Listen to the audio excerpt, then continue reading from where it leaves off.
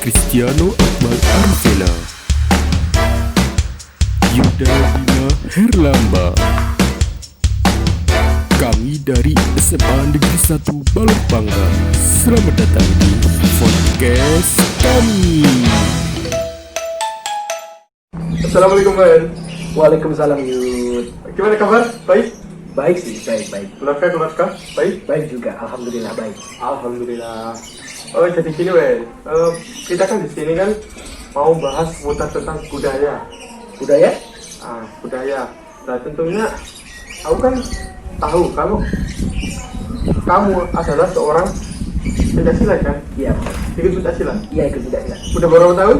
Untuk pencaksilat sendiri saya sudah ikut sekitar 5-6 tahunan. Oh, berarti boleh dong kita sering-sering tentang pencaksilat itu sendiri. Boleh. Kalau boleh tahu, asal usul pencaksilat itu dari mana sih? Kenapa kok ada pencaksilat? Gitu loh. Dari asal usul pencaksilat sendiri, dulu pencaksilat itu berkembang dan tumbuh di dua daerah atau dua wilayah. Ya, Kalau yang saya ketahui juga, yaitu dua daerah itu antara lain antara Cimande dan juga Minangkabau. Dan di Minangkabau sendiri itu adalah dikenal dengan mengenai pencaksilat yang mengedepankan ilmu gerak kaki. Ya. Sementara yang Cimande ini, cara Cimande ini yaitu suatu gerak silat yang mengedepankan suatu gerakan tangan. Gerakan tangan. Ya. Tapi kalau dilihat di zaman modernisasi sekarang kan, kalau pencaksilat kan gerakannya kan udah ada kaki, ada tangan. Itu apakah dulu itu ada saling kontribusi, kolaborasi gabung atau gimana? Kenapa kok sekarang bisa menyatu kalau gitu? Oke, jadi pencaksilat itu berkembang semenjak abad ke-7, yaitu banyak sekali adanya perpaduan antara pencaksilat dari aliran satu dan aliran lainnya. Maka dari situ juga terciptalah berbagai banyak macam aliran, berbagai macam banyak gaya dan ciri khas masing-masing dari tiap-tiap aliran pencaksilat tersebut. Berarti kalau bisa saling bentuk kayak tim grup sendiri ya? Bukan seperti tim grup sih, tapi lebih ke pokok keorganisasian tiap-tiap masing-masing. Maksudnya itu ada sebuah ciri khas dari pencaksilat satu dan yang lain. Berarti ada kolaborasi ya? Ya, ada perpaduan antara jenis silatnya juga.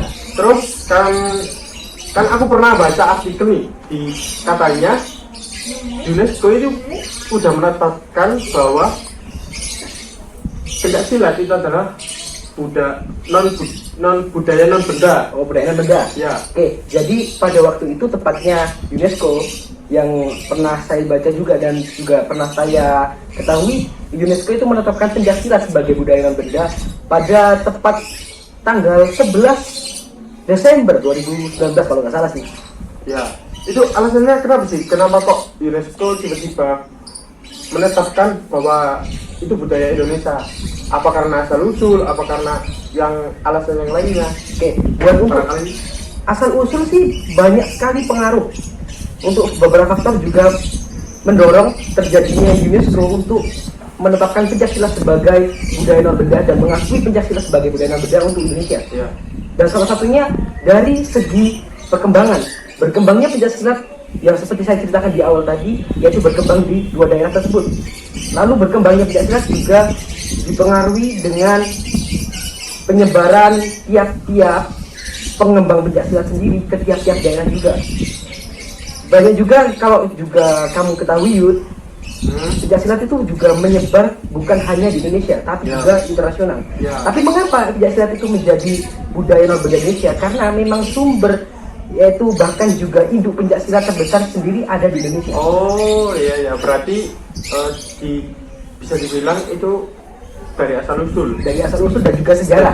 Sejarahnya berarti ya. Oke.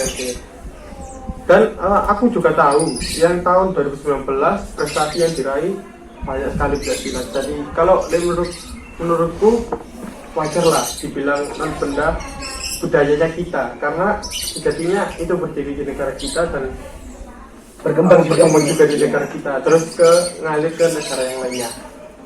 Terus aku minta pendapatmu deh tentang pandangan masyarakat sekitar. pandangan masyarakat sekitar Ya. tentang sudut Dikit aja, pandang. dikit aja. Ya, Oke. sudut Stigma pandang, dikit masyarakat aja. kalau memang saya tidak bisa menyebutkan di daerah lain seperti apa, tapi kalau kalian semuanya nanti tanya ke saya, bagaimana sih pokok pandang atau sudut pandang stigma masyarakat ke Pencaksilat di daerah saya, tempat tinggal saya itu bisa dibilang ada Ya, dua pandang lah. sudut pandang. Ya, yang pertama ada yang mendukung, ada juga tidak. Ya. Kenapa ada tidak? Juga ada yang banyak yang berpikir, Pencaksilat mengajarkan ilmu hitam, tapi bukan begitu sebenarnya. Ya, Tapi Pencaksilat itu bahkan mengajarkan kita banyak sekali bagaimana kita mengontrol emosi dengan baik dan benar, tidak mengedepankan egonya masing-masing, punya nilai persaudaraan yang sangat tinggi. Lalu yang paling penting, kita diajarkan bagaimana kita memiliki rasa berbudi luhur. terus untuk yang sudut pandang positif. Untuk sudut pandang positif, banyak sekali orang tua yang punya sudut pandang di mana banyak sekali anaknya yang didukung untuk ikut Pencaksilat karena apa? Yang seperti yang kamu bicarakan tadi tentang prestasinya juga. Oh, ya bisa dibilang. Dan satu hal yang paling penting, Pencaksilat juga bisa dijadikan sebuah wadah untuk mendidik karakter anak. Berarti bahwa bisa diakui Indonesia itu punya budaya dan punya potensi untuk jelas Pencaksilat itu berarti. Bener banget. Satu kata motivasi buat teman-teman, dikit aja sambil langsung nanti tutup. Oke, buat teman-teman tetap cintai budayanya, hargai pegiatnya, lalu sukai oknumnya. Terima kasih. Oke, itu pesan dari Mas Aven. Jangan lupakan terutama juga buat saya sendiri juga. Oke, sekian saya tutup. Wassalamualaikum warahmatullahi wabarakatuh.